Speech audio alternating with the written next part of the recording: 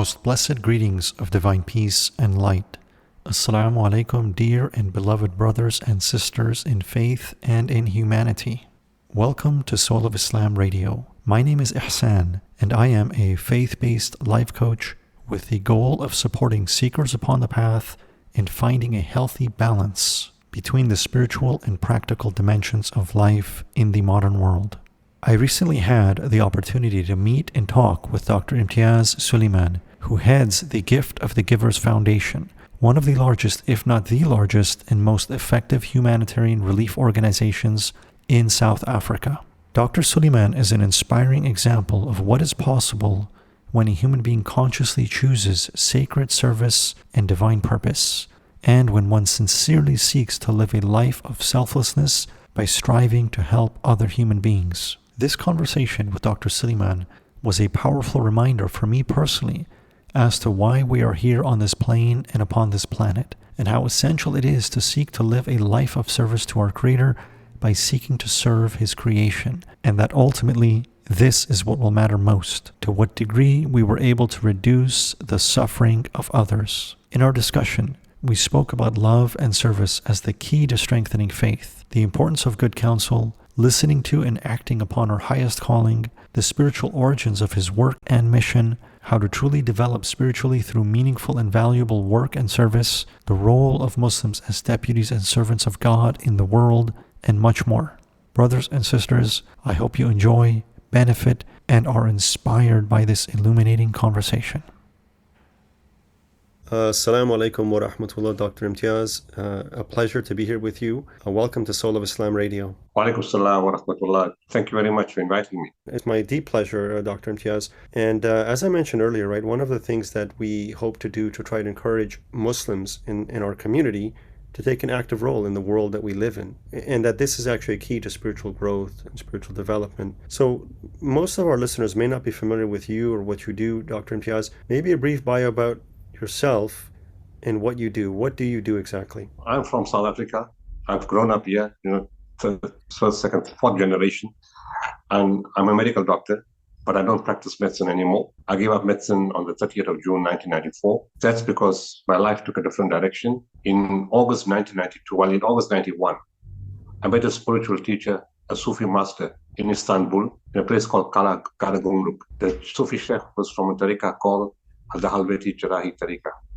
The chief sheikh before him was Muzaffar al-Zak Effendi, and his common book that was well known was Irshad. From the tariqa, when we are hoofbeats, think of zebra, and other similar books have been written. I met him in 91, and we can go into the details later. And in 92, it was the 6th of August, 1992, Thursday night, 10 p.m., after a zikr ceremony, the sheikh just picked up his head. His name was Muhammad Safir Effendi. Picked up his head, made eye contact with me, and said, "My son," in fluent Turkish. I don't understand a word of Turkish, but I understood every single word that he said that night. He said, "My son, I'm not asking you, I'm instructing you to form an organization. The name in Arabic will be Purposeful Waqifin." We translated that in South Africa. It's not exactly correct, but it came up as Gift of the Givers. So the name that stood is Gift of the Givers because we live in an English-speaking country. You will serve all people of all races, all religions, all colors, all classes, all cultures, of any geographical location and of any political affiliation. But you will serve them unconditionally. You will expect nothing in return, not even a thank you. In fact, in what you're going to be doing for the rest of your life, expect to get a kick up your back. If you don't get a kick up your back, regard it as a bonus. Serve people with love, kindness, compassion, and mercy. And remember, the dignity of man is foremost. Feed the hungry, clothe the naked, provide water to the thirsty, and in everything you do, be the best at what you do. Not because of ego, but because you're dealing with human life, human emotion, human suffering, and human dignity.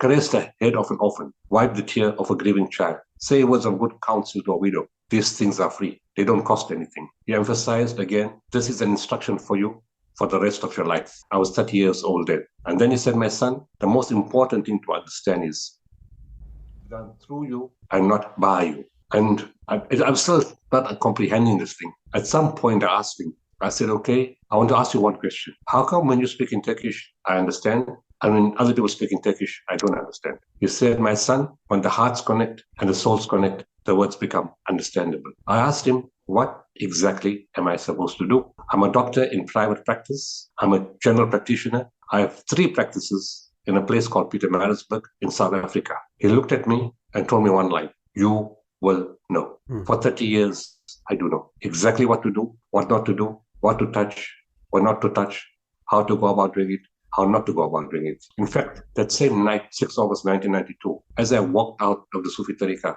in Karagümrük in Istanbul, which is not far from the Fatih Mosque, the well-known Fatih Mosque in Fatih, it came to me, respond to the civil war in Bosnia. The same month, not even years later, the same month, I took in 32 containers of aid into a war zone. In November, we took in 8 containers of winter items. The chill factor in Eastern Europe can reach minus 21 degrees or more. The following year, we designed the world's first containerized mobile hospital, a product of South African technology, a world first 28 state-of-the-art containers of a hospital, theater, ICU, X-ray, sterilization, orthopedics, labor ward, casualty, and a whole range of things, including a bus to transport patients, an ambulance, and a generator to run the whole hospital, plus 10 containers of backup supplies, which make the hospital fully functional for a whole year, including diesel for a whole year. And we put it in Mostar, in an underground warehouse, a place called Valmos in Mostar, which has served thousands of people. A product of South African technology, engineered, a world first taken from Africa into Europe. CNN filmed the hospital in 1st February 1994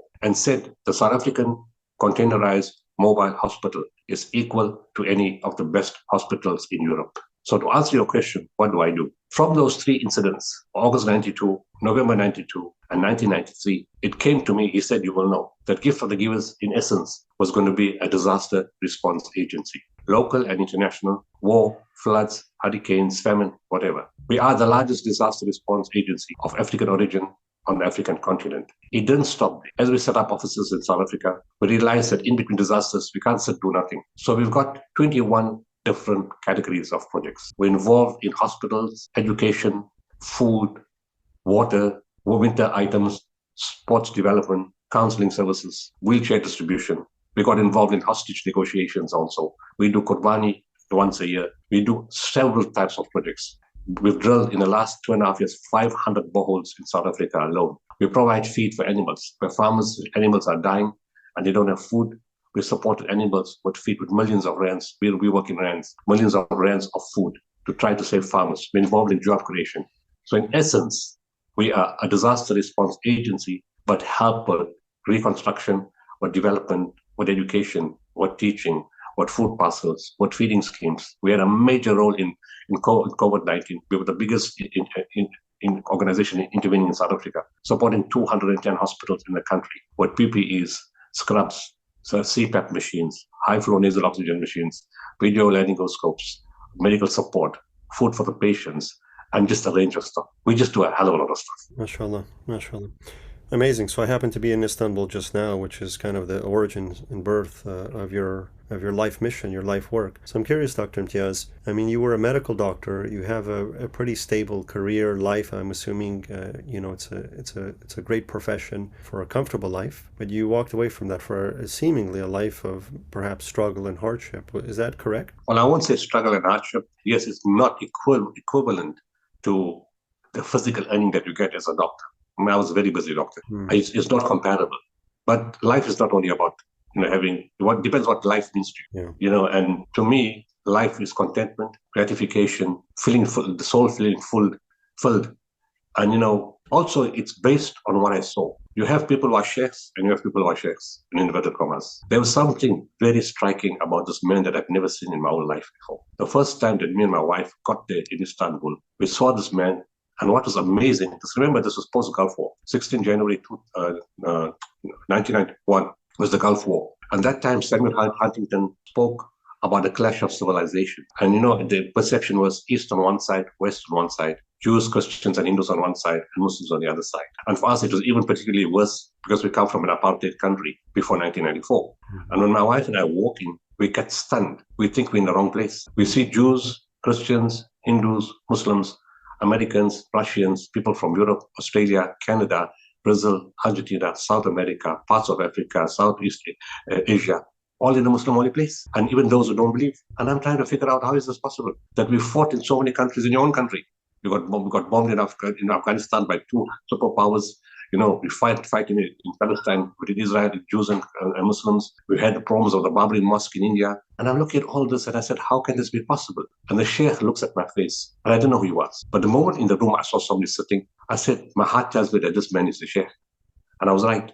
Yeah. He looked at me and his first words to me is, what do you see? I said, I'm confused. What are everybody doing here in a Muslim holy place? He said, my son, I said, I see all different kinds of books. He said, my son, you see right. And then he went to explain the Islamic concept. Mankind is one single nation. The God of all mankind is one. We just call him by different names.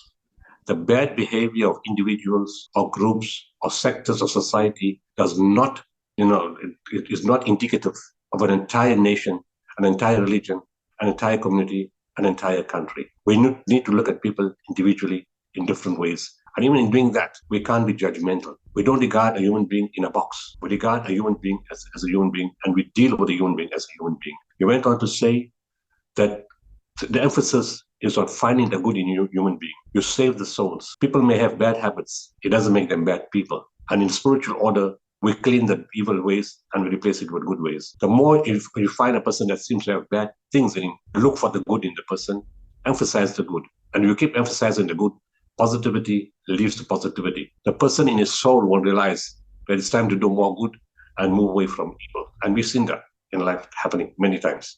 Yeah. And that was his teaching. And when I saw such profound teaching that there was more value in peace, and he said, the essence of religion is love and service. He said the days of sitting in a corner and holding a tasbih and reading are gone. He said to get close to Allah, the fastest way to grow spiritually and in faith, and iman and ihsan is to serve people. The more you serve, the higher you climb, the greater you grow. And then he went on to emphasize, like what he said in the teaching, serve all of mankind unconditionally. He said, Khairun Nas, my Arabic is not so good, sorry, but it says, Khairun Nas, ma yanfa'un Nas. Teaching of the Prophet ﷺ, best among people are those who benefit mankind. And he said it 3 times. He said, listen carefully. My emphasis is on the word mankind, not Muslim, not Arabs, not Indians, not black or white.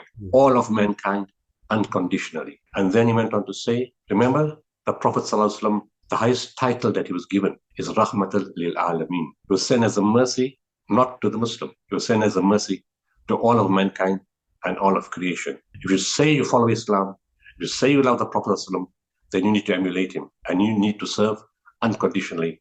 And growth, spiritual growth, comes through unconditional service. So going back to your question, I started living that. If you give me $100,000 an hour to go back into medical practice, I'll be very depressed. The joy of serving people, what the nature you feel in your soul, the goodness you feel in your soul, you can't put a price to that. And to all your viewers, you won't understand that unless you practice it yourselves. You can't listen to something. If I explain to a blind person the beauty of colors, they're never going to understand it. I got to speak to somebody who doesn't understand taste and talk to them about the taste of beautiful things. They're not going to understand that. So in the same way, you can't understand the beauty of spirituality and service unless you do it yourselves. So let's digress a little bit. In my teams, we respond to disasters with search and rescue teams, medical teams, and equipment. My teams are totally mixed. They're not Muslim. And these mixed teams have come with me to Syria, to other parts of to Pakistan, to other parts of the Muslim world, to Turkey. They've been crisis. And the first thing they tell me is that, and these teams are not poor people. They are doctors with expensive houses, expensive cars, high net worth, high income, live in absolute luxury. But when they come, they live on the ground. The sewage is smelling all over. There's no proper sanitation and no proper water, depending which area we're going to. They're shooting in the streets. Those same people put up their hands over and over again to come back. And I asked them, what is it that brings you back? They said, number one, we find God when we do those kind of interventions. And even journalists travel with me, and the journalists say the same thing. And the second thing they say is, our souls feel enriched. The third thing they say is, we're not giving. We didn't come here to give. We came here to receive. We never go back empty-handed. And then they say, it's all in the eyes of the recipients. When you see the look in the eyes of the people that you're helping, you know the prayer has gone to God himself directly, and the blessing is coming to you directly. So that's the reason I do what I do. So much of modern culture, especially in the West nowadays, is focused on the self, and that to focus on your personal happiness. I mean, this is the cultural contagion now that has infected pretty much everybody. But what you're describing, Dr. Imtiaz, is an entirely different paradigm, which is to focus less on the self, but to focus on others, on humanity, on giving, in fact, and that this actually is what leads to happiness, to fulfillment, to purpose. Is that, could you comment on that a little bit? Yes. It depends, what you mean by fulfillment of the self. What are you looking for? Then the avenue, your idea is right, that you want to fulfill yourself. Is it about ego or is it about personal gratification? Ego, I'm the king, I'm the richest, I got the most money, I got the most expensive house, I'm the guy that stands up. Is it that? Or I have money, I want to buy a house and a car, my heart feels happy, I can spend on my children, I need to have medical aid. Is it that kind? There's a distinction. But we may be looking the wrong, and there's nothing wrong in that. There's nothing wrong in earning wealth. Allah tells you to go and make wealth, it's not a problem. As long as you do it the right way, the honest way, and understand that there's a share of poor people in your wealth. You need to understand that clearly. But people may think, if you don't understand spirituality, that your happiness comes with having money. And that's not always necessarily the case. I think Steve Jobs spoke about all the money in the world he made just before he died. I realized he went the wrong way. That wasn't the source of happiness. If you look in South Africa, the amount of corporate CEOs that have called me and said, we don't like what we do. We got so much of money, but we don't have satisfaction. This money doesn't give us fulfillment. Can we join you? We're prepared to give up everything today and work for you for no money, because we don't need any money. And you have people like this, I have university professors, scientists, people from government. And I'm talking about non-Muslims. Mm-hmm. I'm talking about people who didn't understand the concept. Muslims should understand the concept. And many of them don't understand it either. But non-Muslims coming forward in really high positions all the time. I'm the CEO of this company. I was in charge for it for 15 years. And I was in this company and that company.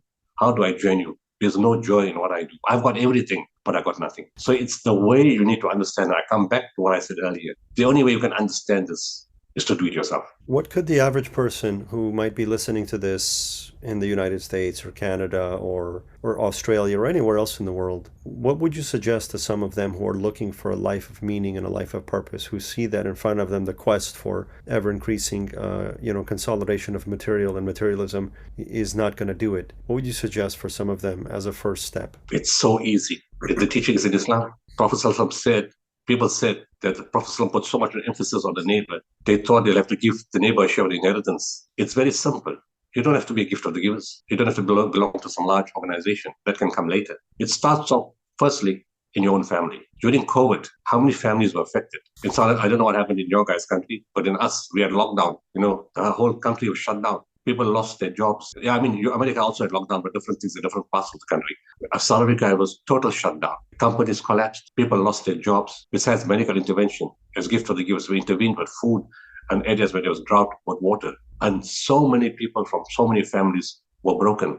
They just had nothing. From being middle class and fairly well off yesterday, today they had nothing. It just dropped overnight. Thousands of people lost their jobs. Companies just closed. 40, 50-year-old companies just closed. And people ask, what do we do? Without us saying anything.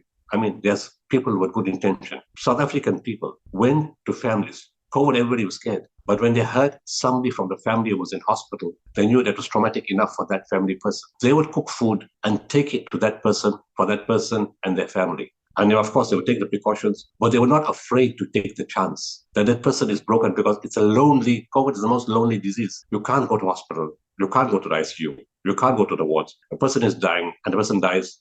So many die without seeing the rest of the family. And your child will die, well, in most cases, adults die, not children. Your family or your parents will die without the children seeing them.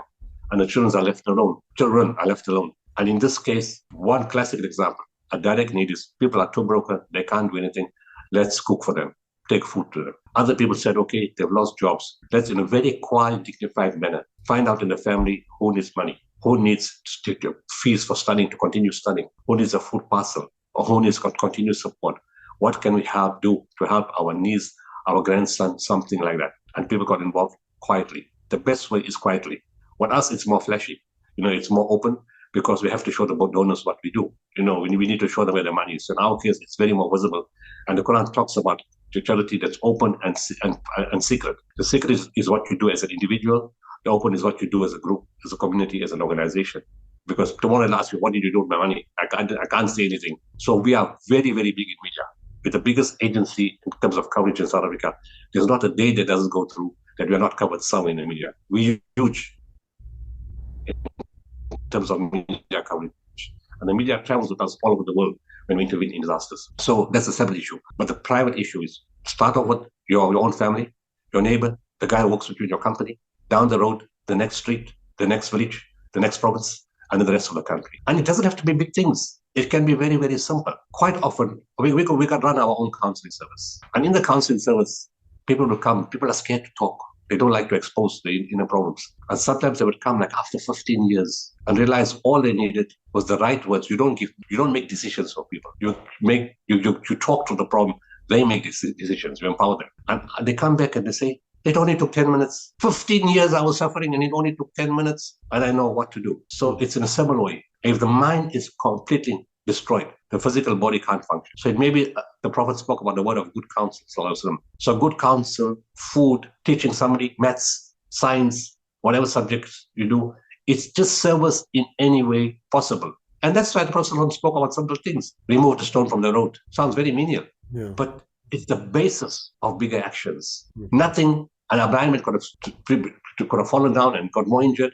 An old person could have fractured the hip. Anything is possible. So he emphasizes that life is not complicated. It's about service. And he even said, do something small, but be consistent. So you want to start something, start with something small, be realistic. When we go into earthquake, we don't say we're going to do the whole city. We make it very clear. We're only going to do one street. If we finish the one street, we'll take the second street. But the reality is we can't do every street. We're not God. We're only agents of God. Yeah. And we go there and we do what is realistic and practical. So if you want to do something, be realistic and practical. Don't say, I'm going to give $1,000 every week. And after the fourth week, you start hating what you're doing. You start judging what you're doing and becomes negative. Your action becomes negative and you start hating the person that you're helping. It can't be like that. It must be given from the heart, what's affordable, what's manageable, what's realistic, but be consistent with the aim of making that person independent. Mm-hmm. MashaAllah. So essentially, a life of service begins with a small step, right? Just what you're suggesting is for anybody has access to be able to connect with other human beings, to be of value, to be of service, to establish relationships with others, beginning with our own neighbors, beginning with our own family, beginning with those in need around us. And I agree wholeheartedly, because I think a lot of people don't understand sometimes, even within their own families, how much others are in need of just maybe a kind word, a smile, a check-in, just some basic level of love that can be communicated to them through actions, through words, that could change their lives. That could make a difference in a lot of people's lives. It's a brilliant suggestion, Dr. Imtiaz. And the other important thing is, if somebody intervenes in a family that's got a dispute, the greatest service, again, the Prophet spoke about, is about the healing ties of kinship, that brothers not talking to each other. Yeah. Our sisters are not talking to each other. The greatest service you can do, because it eats your soul when you have that. Yes, you have the friction, but inside you suffer. Yeah. And if people can heal that, it costs nothing. It's free. It's a huge benefit for you and the people that you're helping. The converse way is also to avoid those actions which cause negativity. Don't steal somebody's inheritance. Don't do your family down. Don't undermeasure. When you give away stuff, don't underweigh and exploit people. Don't sell expired goods. And then say, I went for Umrah 4 times a year. I pray 5 times a day. I treat Tahajjud in Ramadan. I go for the itikaf the last 10 days. But your every other action in civil service is contrary to the teachings of the Prophet. It doesn't make any sense. There has to be, that's what spirituality is all about, that your internal growth or your physical growth is consistent with the teaching. There's no dichotomy. You can't be praying and stealing at the same time. It's illogical. So there has to be a transformation in your character and your soul. Otherwise, you're wasting your time, to be blunt. Indeed. MashaAllah. There's the understanding that we have as Muslims that Allah has created us to be deputies, to be servants, to be vicegerents, khilafah, and khulafa, to be khalifas of Allah Almighty. And with that comes, if one really thinks about it, this understanding that that's a tremendous responsibility. What does that actually mean to be a Khalif of Allah? And one of the ways that I might try to address that is maybe with the word stewards or stewardship, that we are actually responsible to whatever degree we can carry for life on this planet and perhaps even beyond. What would you say in terms of a life of service, dedication, a life of giving, in terms of fulfilling that mandate that we have been established by Allah as His representative on earth? To me, it's quite simple. Again, what I just spoke about earlier, that you live by example, that when people see you, they see Islam. you see quite a lot of our people do the wrong things. And it's very, very embarrassing when you see in the media, on TV, on social media, a man with a hat, a big beard, representing Islam. And this happened 2 days ago, that he stole money from his boss to go on religious missions. He stole money and put it in his personal account. And when you look at that, it creates the impression that Islamic teaching is consistent with wrong behavior. People don't separate, the religion and the individual that has moved away from religion. And when people do any type of bad things, unfortunately in Islam, they would say that's the people of the Prophet Muhammad, and they won't say peace be upon him. So we need to be very, very careful and very conscious that whatever we do doesn't impact on the status of the Holy Prophet ﷺ, because we are regarded as his people, and that's how the world operates. Once he's a bad Muslim, see, Muslims are bad people. See what they do? They dishonest, they lie, they cheat, they commit murder. And when you start doing that, and again, the same happened in our country. When we started serving people where the sheep dying, and these were Afrikaner people. In their church, before apartheid ended, there had three teachings in the church called the NGK Church, which was the most important church in South Africa, of Afrikaner people. And they taught three principles, three important lessons. They said, Swart Sakafar, which means black people, Roy Sakafar, which means red, which means communists, and Muslim Sakafar. Sakafar means danger. And so three dangerous things you've got to be careful of. Black people, communists, and Muslims. And when we started helping them in 2017, we started providing water to their sheep and giving them fodder. They didn't want to take it. Many of them said they can't take it. What's the catch? What do we want in return? Do we want to build a mosque in the area? Do we want to convert them to Islam? Do we want to marry their women? So the Afrikaner people who knew us well said they have no such intention. They don't want anything from you. They said it's not possible. Nobody does something and gets nothing back in return. There must be some catch to this. We said no. So those who didn't want to participate, we left them alone. And those who participated came. After 3 months, came in, agreed for us to put a borehole for them. We drilled 238 boreholes to save the sheep, all at our cost. And after 3 or 4 months, they called us back. And they said, thank you for three things. Number one, for saving our sheep. Number two, for saving our farms. And number three, and most importantly, for showing us what real Islam is all about. We didn't understand it that way. We had a completely misunderstanding message of what your religion stood about. And today, we've been educated. And since then, I've been called by so many Afrikaner groups to the events where they will call nobody and ask me to speak. At the same church, the NGK church, called me to be a guest in the church. Wow. So in essence, that's what Khalifatullah means, living the example. Not the words. Everybody can talk, living the example. Subhanallah Adeem, mashallah. We see a lot of times people focusing on dawah, on calling people to Islam, and they'll do all kinds of things, have debates, have arguments, put a table outside and confront people with their belief systems and things like this. And I can't help but wonder, what can be more effective in terms of dawah than just simply helping humanity, helping human beings, doing something of actual real value and service in the world? So what has been the response? You gave a little bit of this in what you just said, Dr. Imtiaz, but what has, beyond just this example, what would you say in terms of dawah, just serving, helping, meeting the needs of people without expecting or asking for anything in return, right? What has that been in your experience now of 30 years in terms of just their response in reaction to Islam? Incredible. They don't write negative things about Islam anymore in this country. If they write, the same people who should attack us, other people will attack the other side. We don't have to do anything. They'll say, sorry, you are wrong.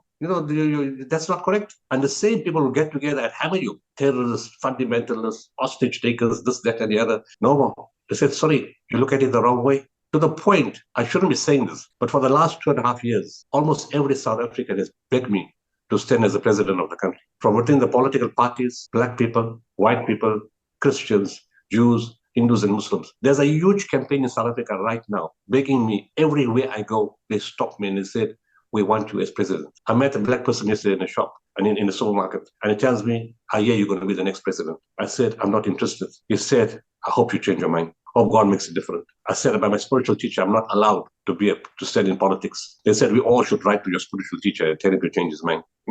It's that kind of emphasis that people coming, and not because I'm some great guy with a lot of money. All they've seen is when there's a problem, we're there. Again, I don't want to talk about myself personally, but you won't understand the message unless I say it like that. They call me Mr. Fix-It. They say you are the government of the country. What the government can't do, you fix. You repair everything in the country. You bring social cohesion. You bring water. You bring health service. You bring security. You do everything in the country. You are the government. They tell me that clearly. The people within government have asked me. Political parties have approached me. Political leaders have approached me. Business people have approached me. Please stand, be the president of the country. So to answer your question, that's the level it can go to if you do things in the right way. But my sheikh said something very important. What is the concept of dawah? Dawah is, you said, you don't win people, or your job is not to make somebody Muslim. Your job is to soften their heart. And if they decide to become Muslim after that, it's their choice. As long as they don't fight with you, they're not negative towards you, they don't speak bad about your religion, and they respect you, that's all that's required. Allah says clearly, it is His job to make Muslim. Your job is just to carry the message. Who gave us the right to start converting people saying you're going to come to Islam? No, that's not our job. Right. I'm astonished sometimes this approach. When I was very young, I sort of took a little bit of that approach to myself, but I'm astonished at this point, this attempt to force people to convert to Islam through some sort of argument or logic or rationale or reasoning, or it doesn't even work. And that's a beautiful definition of dawah that you gave, the softening of people's hearts. Inshallah, and guidance is from Allah. Well, just on that point, what are we short of? Like even those African people in the place called Sutherland. I told them, why would I want to make you Muslim? We already got 1.6 billion and we're growing all the time at our birth rate. Why do we need any extra people? I said, we don't need you, to be honest. We got too many already. So everybody wants to come, is most welcome. We're really not looking after numbers. We're not having such a small population. We are growing at a phenomenal pace, and we're growing in areas where there's poverty. We've got more people to look after. We don't want any more people to look after. Yeah. And then they look at me like the rocket science. Yeah, mashallah. What are some of the projects that you guys are currently, that Gift of Givers is currently involved in? Well, of course, Turkey, Syria, the earthquake in Turkey. We sent in search and rescue teams. We pulled out a lady alive from the rubble, a 90-year-old lady, 8 days into the earthquake. We look here at supplying with reconstruction, medical support, whatever else they require. In Syria, we're running a hospital since 2012. It's one of the largest hospitals in the north of the country. It's called Al-Rahma Hospital. We have 320 staff there. Those staff went out teams from there went out for search and rescue. We got relationships with the Christian villages inside Syria. We support them if they require any assistance, search and rescue, food, medical care. This hospital is well known. People from all over the world have visited it. So we've got major programs in Syria supporting refugee camps. We're constructing houses. We've already built the first 200. The next 200 we're going to be building for the refugees itself and people affected. After the earthquake, the floods came and destroyed many more houses. So, and the medical services are diverse. We have dialysis, we have CT scans, we have, 5 different buildings and a backup second hospital on the Turkish border. So in Turkey itself, reconstruction and medical support we will help, depends what they need in discussion with them. In Syria, of course, we established for 11 years. So it's hospital, it's food, it's camps, it's education, it's bursaries, it's upgrading, it's training. In Yemen, we've got a massive program. There's 20 million people who go to bed hungry every day. We're supporting them in water, with education, with fees, helping pay for lecturers, giving them food, they've got nothing to eat. And even doctors giving them food parcels to eat because the income is too low. We're supporting dialysis, we're supporting construction, education, and we're building houses for blind people. So there's a lot of projects in Yemen. We're involved in Somalia in a huge way. We have an office, by the way, in Syria, in Yemen, in Ramallah, in Gaza, in Somalia, in Zimbabwe, in Malawi, and several offices in South Africa. And from here, we can move to any part of the world. In Ramadan, we increase feeding in some of the other countries, West Africa, where we don't have offices, but we have relationships. We're not too keen to keep opening offices all over because we can move at speed from South Africa to any corner of the earth. I've got key personnel, stationed in different parts of the world. So if we have a disaster, I can fly somebody from Denmark or from Netherlands or from the UK or from Australia, and they could come there first and the rest of the teams could follow. So in Ramadan, our projects are basically health-related, infrastructure, equipment, supporting staff, cataract catch-up surgeries, water, boreholes, agriculture, supporting farmers, Malawi with farmers' packs, and then, of course, paying for bursaries for kids to study and become self-sufficient at some point, housing, and supporting camps. So it's all diverse things that we do. And, of course, food is a big need in so many countries. There's so much hunger right now. Yemen and Somalia, because of the drought and the no economy in Yemen and the drought in Somalia, food is a huge need. We sent in 200 containers of aid last year of food, to help. And you can't really grow anything. There's no diesel, so you can't run bowls. It's too expensive to drill bowls. So we do the best we can. but we've been consistent. We've been there since 2012 in Yemen, 2012 in Syria, been in Malawi since 2004, been in Zimbabwe from about 6 or 7 years ago, and Somalia we're there from 2004. So wherever we are, we establish ourselves strongly, and we may look now at Kenya, Ethiopia to open up new offices, but we're not in a hurry. In all of the theaters that you've operated in, that you've personally been in, you've also been in war zones. You've also been in areas where your life has probably been at risk. Can you share with our audience, maybe one of these experiences so they can get a grasp of what the reality of this type of work is like? Well, this is the first project. When the Sheikh said this, when he gave me instruction that night, 6 August, the first project I did you do something simple. I went into a war zone within the same month and took in 32 containers of aid. And actually, that's the best thing that could have happened. 85% to 90% of what I know now, in international disasters, wars, earthquakes, floods, hurricanes, famine, I learned in that project. And I went in, and of course, I had some non-Muslim journalists with me and some non-Muslim friends who came with me. That's because he opened my mind that you don't have to work with Muslims only. You work with like-minded people. Spirituality teaches you there's no people in a box. And because of that, people came with me. We were arrested at gunpoint in Croatia, and they called me Mujahideen because I had a bigger beard at that time. Called me Mujahideen, and I had a journalist with me and another guy from Austria.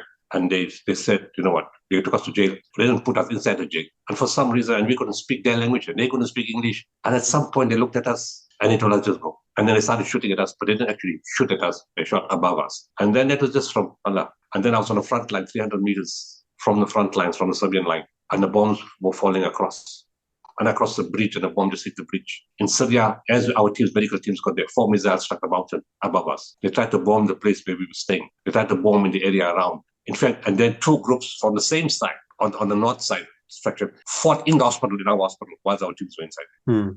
Wow. And then in Somalia, Al-Shabaab and the transitional government forces were fighting. Bombs were falling all over. Bombs exploded close to our compound. So things like that happen all the time. We were in Gaza and the bombs were falling in 2009 and in 2014. So we've been in Lebanon and the bombs were falling there too. So, but the teams, I told you, of diverse regions, and they keep coming back. Those kind of things don't make them scared. And every time I tell them, let's not, in fact, when it comes to war, it's incredible. When I tell the people we're going to a war zone, and please don't come. You're a single mother. You got small children. You shouldn't be coming. I do everything possible to frighten them. You're going to get killed. Your eyes are going to be damaged. Your hand will get blown off. You'll come back all paralyzed. And they all, Muslim and non-Muslim, tell me, don't you think we're adults? Don't you think we've thought about this carefully? We're coming. And don't you think the God above is going to look after us? They're not Muslim. The God above us is going to look after us because we are coming here to serve His creation. And to be honest, the volunteer numbers are far higher to go into a war zone than into a natural disaster. Wow.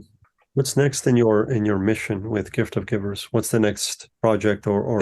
There's never been a plan. The Sheikh said, you will know. I didn't set it in 1992. I said, okay, I think 2020 we're going to have COVID, and I want to prepare for that. And somebody's going to have a big earthquake in Turkey in 2023. I need to be ready for that. No, we don't do that. We are in a state of preparedness because most disasters are the same. We upgrade our teams. We increase our volunteers. We upgrade our equipment. And right now, the need after COVID is our hospitals are suffering with poor infrastructure, poor medical equipment, understaffing. They need support in catch-up surgery. So we say, okay, let's pay for more staff to come on the weekends. Let's put in medical equipment. Let's upgrade the hospitals.